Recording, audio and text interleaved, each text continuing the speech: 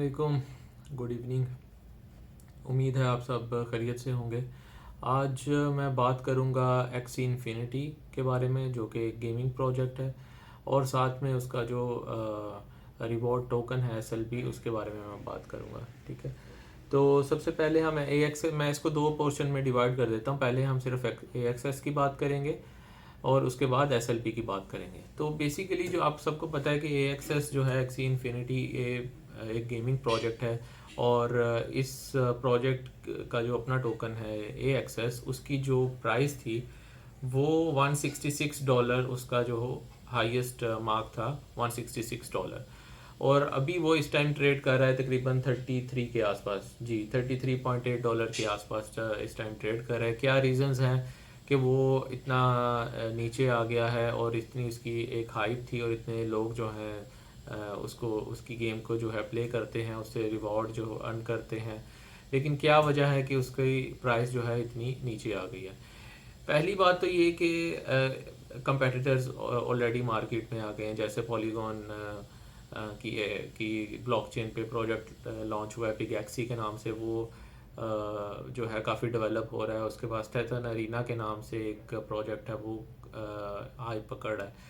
तो इस तरह और भी दीगर प्रोजेक्ट्स जो है मार्केट में है, जिसकी वजह से ओवरऑल जो इसके होल्डर्स हैं वो थोड़े कम हुए।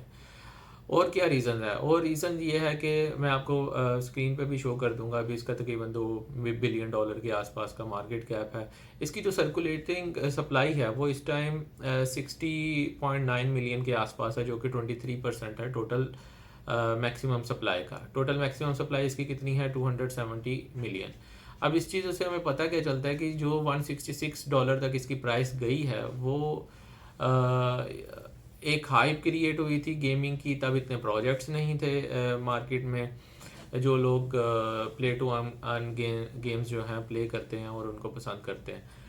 और दूसरा ये है, एक और मेन चीज़ जो है कि इसके जो लॉकिंग है इस ए एक्सेस टोकन की, वो काफ़ी कम है। जैसे इसका 2 बिलियन मार्केट कैप है और इसकी जो स्टेकिंग है वो तकरीबन 25 मिलियन के आसपास है, जो कि बहुत ही कम है। अभी ये इसको कैसे बेहतर ये हो सकती है, इसके सपोर्ट रेजिस्टेंस लेवल क्या है, प्राइस टारगेट क्या है, वो सारी बातें मैं कवर करूँगा। तो पहली बात ये, कैसे इसको इस टोकन को की परफॉर्मेंस को बेहतर बना सकती है कंपनी, वो क्या है? एक तो ये कि आपको लॉकिंग रिवॉर्ड्स देने हैं इन्वेस्टर्स को, और स्पेशली जो आप लॉक करोगे जिस पीरियड के लिए, आपको लॉकिंग पीरियड और फिक्स्ड लॉकिंग पीरियड जो है आपको डिफाइन करने पड़ेंगे अपने प्रोजेक्ट के, ताकि लोग जो है उसको सेल ऑफ ना करें जैसे ही प्राइस में इंक्रीमेंट आए। तो लोग क्या करते हैं, जैसे ही थोड़ा प्राइस में इंक्रीमेंट आता है सेल कर देते हैं, जिसकी वजह से जो है टोकन की परफॉर्मेंस इतनी अच्छी नहीं रहती। और दूसरा ये है कि क्योंकि इसकी वजह से जो एसएलपी टोकन है वो भी काफ़ी अंडर प्रेशर आया है। उसके बाद क्या है, आप न्यू गेमिंग के प्रोजेक्ट्स लॉन्च करने पड़ेंगे आपको। अगर आप उसमें चेंजेस नहीं लाते या न्यू प्रोजेक्ट्स जो हैं इंट्रोड्यूस नहीं करते, तो होगा क्या कि आपके जो गेमिंग के जो आपके प्लेयर्स हैं वो ऑब्वियसली एक टाइम तक तो गेम को प्ले करेंगे, उसके बाद जो है वो उससे बोर हो जाएंगे और दूसरी गेम्स अच्छी अट्रैक्टिव आएंगी जिसको वो ज़्यादा अच्छे रिवॉर्ड जिससे ले सकते हैं। तो एक तो इस वजह ये वजह है कि इनकी जो अपडेट्स हैं वो काफ़ी बार आएंगी। अभी हम फेब में लॉन्च कर रहे हैं, अभी हम मार्च में लॉन्च कर रहे हैं, लेकिन वो काफ़ी डिले हुआ उसमें जो इन्होंने गेम्स प्रॉमिस की थी लॉन्च करने के लिए। तो एक तो ये तरीका है कि ये, क्योंकि ये गेमिंग प्रोजेक्ट है, तो आपको न्यू गेम्स लेके आनी पड़ेंगी, न्यू रिवॉर्ड सिस्टम लाने पड़ेंगे, जिससे जो प्लेयर्स हैं उनको ज़्यादा फ़ायदा मिले और वो इस गेम को प्ले करते रहें। और इसके अलावा जो है, और टोटल लॉकअप की बात मैंने की कि वो टोटल लॉक वैल्यू जो है वो इसकी इंक्रीज़ करनी पड़ेगी और नए जो प्लेयर्स हैं उनको अट्रैक्ट करना पड़ेगा। अभी हम बात करते हैं कि इसकी क्या ये $166 जो है दोबारा अचीव कर सकता है या नहीं, और इसके प्राइस टारगेट्स क्या हैं। और उसके बाद मैं आपको लास्ट में स्टेकिंग का इसका शो करूंगा कि स्टेकिंग रिवॉर्ड आपको कितने मिल सकते हैं। तो इसका जो $166 का जो हाईएस्ट मार्क था, वो मेरी पर्सनल ओपिनियन में ये दोबारा टच नहीं करेगा अनटिल के ये कोई ऐसी गेमिंग प्रोजेक्ट्स लेके आए, तब भी बहुत मुश्किल है इसका 166 को अचीव करना इन द कमिंग 2 ईयर्स। तो उसकी रीज़न्स मैंने आपको बताई हैं, क्या रीज़न्स हैं। और इसका जो टेक्निकल एनालिसिस है, इस टाइम इसकी प्राइस 20 और 50 मूविंग एवरेज से नीचे ट्रेड कर रही है। जब तक ये उनको ब्रेक नहीं करेगी तब तक इसकी जो प्राइस है वो बेरिश रहे कर रहा है। और इसकी जो सपोर्ट थी, जो मेन सपोर्ट थी, वो $38 पे थी। तो $38 को भी क्रॉस करके ये 33 पे आ गया है, जिसकी वजह से अभी मेरी पर्सनल ओपिनियन में ये अभी 50 या 60 को भी अचीव नहीं करेगा। और ये इसका डाउनवर्ड, इसका टारगेट तकरीबन 24 से $25 के आसपास इसका टारगेट है। और ज़्यादा चांसेस है कि ये अब 33 से 24 तक जाएगा। अगर ये उसको भी ब्रेक करता है तो आपका नेक्स्ट टारगेट जो है $16 पे है। इसकी जो सपोर्ट बनती है वो $16 पे है। तो आपने ये लेवल्स याद रखने हैं। अभी इसने 38 को ब्रेक कर दिया है। लास्ट टाइम 38 को ब्रेक नहीं किया था, टच करके दोबारा $70 तक गया था, लेकिन अभी 38 को ब्रेक कर दिया है, जिसकी वजह से इसका बेरिश ट्रेंड में है। नेक्स्ट टारगेट इसका जो है $24-25 के पास है।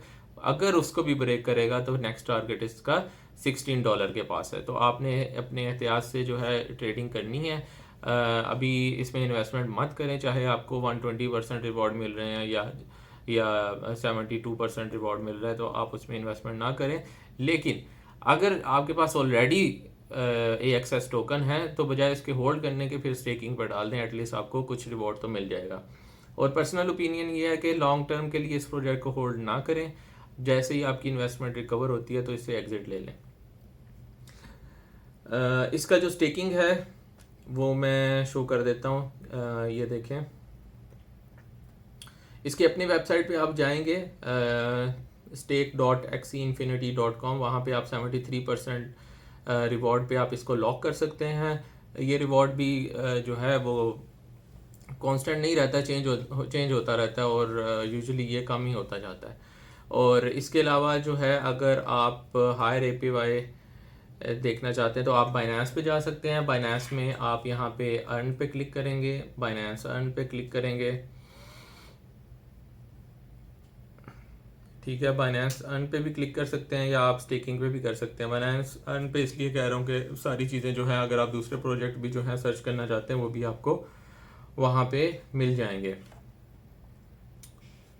तो यहाँ पे आप देख सकते हैं एक्सी इन्फिनिटी को आप 90 डेज़ के लिए लॉक कर सकते हैं 120% की APY पे, लेकिन यहाँ पे हार्ड कैप है 2 XCC। आप एक्सी टोकन्स जो हैं, AXS टोकन्स, वो आप स्टेक कर सकते हैं। इसके अलावा जो बेस्ट ऑप्शन है वो, आप अगर ज़्यादा टोकन स्टेक करना चाहते हैं तो इनकी अपनी वेबसाइट पर चले जाएँ, stake.xeinfinity.com, और वहाँ पे जाके स्टेक कर लें। लेकिन जो न्यू इन्वेस्टर्स यहाँ पे इन्वेस्ट करना चाहते हैं, मेरी रिकमेंडेशन है कि वो इसको इन्वेस्टमेंट इसमें ना करें। जिनके पास ऑलरेडी टोकन है वो यहाँ पे जाके बेनिफिट ले सकते हैं, ठीक है। उसके बाद हम बात करेंगे SLP टोकन की। SLP टोकन जो है ये भी काफ़ी अंडर प्रेशर रहा है इस प्रोजेक्ट जो AXS है उसकी अंडर परफॉर्मेंस की वजह से। तो SLP में हम क्या टारगेट्स रख सकते हैं? मेरी पर्सनल ओपिनियन में SLP जो है, क्योंकि ये रिवॉर्ड टोकन है, जो गेम प्ले करते हैं एक्सी इन्फिनिटी की, उनको रिवॉर्ड में SLP टोकन्स मिलते हैं। तो SLP टोकन की जो बर्निंग थी ऑलमोस्ट 6 मंथ्स पहले, वो तकरीबन 40 मिलियन SLP टोकन्स जो थे वो बर्न करते थे, जो कि अब कम होके 12 मिलियन से लेके 15 मिलियन के आसपास जो है वो टोकन अब बर्न होता है, जिसकी वजह से इसकी प्राइस जो है वो काफ़ी अंडर प्रेशर रही है। और इस टाइम जो है तकरीबन 1 सेंट के आसपास जो है वो ट्रेड कर रही है, $0.012 के पास जो है वो ट्रेड कर रही है। तो अभी इसमें जो है प्राइस टारगेट्स जो हैं वो मैं आपको बता देता हूँ। इसकी एक तो ये आप फार्मिंग कर सकते हैं। आप सेम वेबसाइट पर जाएंगे, यहाँ पे stake.xeinfinity.com पे, वहाँ पे जाके आप कटाना सेलेक्ट करेंगे और वहाँ पे जाके आप इसकी फार्मिंग कर सकते हैं इथेरियम के साथ। तो आपको क्या होगा, फार्मिंग करके आपको रोनिन टोकन, जो इनका रोनिन वॉलेट है उसका जो अपना नेटिव टोकन है, वो आपको रिवॉर्ड में मिल सकता है। लेकिन ये सिर्फ उनके लिए जिनके पास ऑलरेडी SLP टोकन्स हैं, वो ही ये काम करें। न्यू इन्वेस्टर्स, मेरी पर्सनल ओपिनियन जो है वो इसमें ना करें। मेरी अपनी भी ओपिनियन, अपनी भी इन्वेस्टमेंट इसमें कोई नहीं है। और मैं जो है रिकमेंड भी नहीं करता कि इसमें आप इन्वेस्टमेंट करें। लेकिन लॉन्ग टर्म के लिए जो है मैं एसएलपी को प्रेफर करता हूँ एज़ कम्पेयर टू एएक्सएस। अगर आप दोनों में से एक चूज़ करना चाहते हैं तो मेरी ओपिनियन है कि आप एसएलपी को चूज़ करें। और एसएलपी की रीज़न क्या है चूज़ करने की? एक तो ये कि उन्होंने बर्निंग मैकेनिज़्म जो अपनी लास्ट अनाउंसमेंट थी उसमें उन्होंने कहा कि हम अपना बर्निंग मैकेनिज़्म जो इंक्रीज़ करेंगे, और जिसकी वजह से क्या होगा कि वो ज़्यादा कॉइन्स जो है सर्कुलेशन में नहीं लेके आएंगे, मतलब सर्कुलेशन कम कर रहे हैं, और मतलब उसकी जो मिंटिंग है उसको रिड्यूस कर रहे हैं, और जो बर्निंग है उसको इंक्रीज कर रहे हैं। तो जिससे जो इनका डिफरेंस है बर्निंग का और मिंटिंग का, वो तकरीबन जो है ब्रेक इवन पे आ जाएगा या बहुत कम मार्जिन रह जाएगा।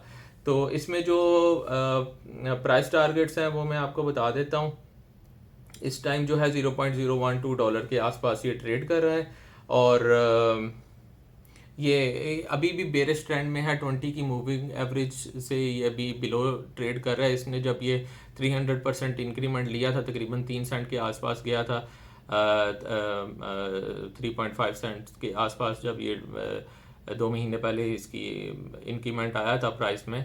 तो उसके बाद इसने 20 की मूविंग एवरेज को टच किया और साथ ही नीचे आ गया। तो अगर ये उसमें नई कैंडल बनाता 20 की मूविंग एवरेज को क्रॉस करने के बाद, तो इसमें बुलिश ट्रेंड आ सकता था, लेकिन वो नहीं आया। तो सबसे बड़ी इसकी रेजिस्टेंस तो 20 की मूविंग एवरेज है जो इसको क्रॉस करनी है। और मेरी पर्सनल ओपिनियन में इसकी प्राइस अंडर प्रेशर रहेगी। 1 सेंट से लेके 0.35 सेंट के दरमियान इसकी जो है प्राइस जो है वो फ्लक्चुएट होती रहेगी। और आप वेट करें तकरीबन सितंबर तक इनका जो बर्निंग मैकेनिज्म है वो ज़्यादा इंक्रीज हो जाएगा। हो सकता है 1 सेंट से भी प्राइस इसकी नीचे आ जाए, लेकिन जब तक बर्निंग मैकेनिज्म जो है इसका वो बेहतर नहीं बनाते हैं तब तक इसकी प्राइस ऐसे ही फ्लक्चुएट होती रहेगी। मुश्किल है कि 1 सेंट से नीचे जाए, लेकिन जा सकती है, काफ़ी क्लोज है। और मेरा जो प्राइस टारगेट और सपोर्ट रेजिस्टेंस लेवल को देखते हुए मैं आपको बता रहा हूँ कि 1 सेंट से लेके 3.5 सेंट के दरमियान जो है इसकी प्राइस जो है ट्रेड होती रहेगी in the coming 6 to 10 months. ठीक है, तो आपने इस तरह ही अपनी जो है पोर्टफोलियो को मैनेज करना है। अगर आपने इन्वेस्टमेंट इसमें नहीं की हुई तो थम्स अप, इन्वेस्टमेंट नहीं करनी, बहुत अच्छा किया आपने। लेकिन अगर इन्वेस्टमेंट की हुई है तो फिर आप उसकी फार्मिंग करके रोनिन टोकन जो है वो अर्न कर सकते हैं, या AXS टोकन्स हैं तो उसको आप स्टेकिंग पे लगा के एटलीस्ट आप रिवॉर्ड लेके थोड़ा सा अपना लॉस जो है कवर कर सकते हैं। लेकिन पर्सनल ओपिनियन में बेरिश ट्रेंड है AXS का, तो मैं 95% श्योर हूँ कि उसका जो है बेरिश ट्रेंड ही रहेगा। और रिवॉर्ड वो ज़्यादा दे रहे हैं स्टेकिंग के लिए, और ये भी एक ड्रॉबैक है कि अपनी सर्कुलेटिंग सप्लाई को वो इंक्रीज़ कर रहे हैं रिवॉर्ड देने के लिए। और SLP as compare to AXS better है। और सितंबर के बाद आप SLP की प्राइस में इंक्रीमेंट देख सकते हैं। अगर आपने बहुत हायर प्राइसेस पे बाय किए हुए हैं तो there is no option, you have to hold it. और उम्मीद करें कि कोई अच्छी गेमिंग प्रोजेक्ट को ये लेके आएँ। लेकिन फ्यूचर में AXS का अभी भी देखें बहुत बहुत पॉपुलर गेम है। अगर आप गेमिंग में देखेंगे तो शायद नंबर 1 गेम आपको ये सर्चेज में मिलेगी।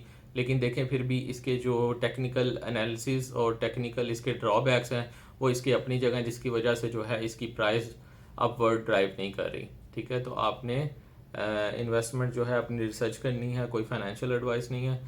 और अपनी रिसर्च करें और टेक्निकल एनालिसिस ज़रूर किया करें, सपोर्ट रेजिस्टेंस लेवल को ज़रूर देखा करें, और अपनी जो इन्वेस्टमेंट है आप उसको 2 हिस्सों में डिवाइड किया करें। एक जो अगर आप समझते हैं किसी प्रोजेक्ट को कि ये लॉन्ग टर्म परफॉर्म करेगा तो आप उसमें कुछ हिस्सा अपनी इन्वेस्टमेंट का रख दिया करें, सारी इन्वेस्टमेंट ना डाला करें। उसके बाद जो है अगर आपको उस प्रोजेक्ट पे बिलीव है तो आप एक उसका बजट सेट किया करें। बजट सेट करने के बाद उसमें से 30% लेट से आपने $1000 डिसाइड किया कि आपने किसी प्रोजेक्ट में डालना है। ठीक है, आप उसमें से 30% डाल के लॉन्ग टर्म के लिए होल्ड करके रखें और पेशेंस रखें।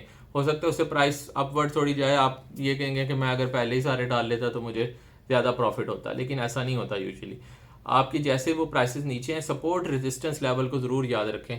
सपोर्ट रेजिस्टेंस जैसे ही उसकी कोई सपोर्ट आती है वहाँ पे बाइंग करें, जहाँ पे रेजिस्टेंस आती है वहाँ पे सेल करें। वो 10%, 12%, 20-25% इस रेंज में सपोर्ट एंड रेजिस्टेंस लेवल बनते हैं, तो उसी लेवल्स पे अपनी ट्रेडिंग करके छोटा छोटा प्रॉफिट जो है वो बनाते जाया करें, और जो एक 25 या 30% आपके बजट का होता है वो उसमें सिर्फ आप लॉन्ग टर्म होल्ड करके स्टेकिंग पर डाल सकते हैं। ठीक है, तो ये चीज़ें जो हैं इन्वेस्टमेंट करते हुए अपने माइंड में रखा करें। कोई क्वेश्चन हो इस प्रोजेक्ट के बारे में तो आप कमेंट कर सकते हैं, मैं आपको उसके बारे में भी इंफॉर्मेशन दे दूंगा। मेरी पर्सनल इन दोनों कॉइन्स में कोई इन्वेस्टमेंट नहीं है। SLP और AXS मैंने होल्ड किया था, लेकिन वो मैंने कुछ अर्सा पहले सेल कर दिया था। जैसे इसकी प्राइस थोड़ी अप गई थी तो मैंने सेल कर दिया था। तो केयरफुली आप ट्रेड करें। और इसके अलावा आप कमेंट कर सकते हैं कि नेक्स्ट किस प्रोजेक्ट का रिव्यू बनाऊं। अगर मैं सोच रहा हूँ कि पॉलीगॉन का बनाऊं, अगर कोई और प्रोजेक्ट आपके माइंड में है तो वो भी आप कमेंट कर सकते हैं। तो अपना ख्याल रखें, अपने पैसे का ख्याल रखें, और अपने एहतियात से जो है ट्रेडिंग किया करें, एहतियात से इन्वेस्टमेंट किया करें, जल्दबाजी ना किया करें। कई बार कोई ट्रेड करना भी बहुत अच्छी ट्रेड होता है, तो कभी आप किसी दिन ट्रेड नहीं भी करते तो वो भी समझे आपने बहुत अच्छा काम किया है। Thank you so much, good night.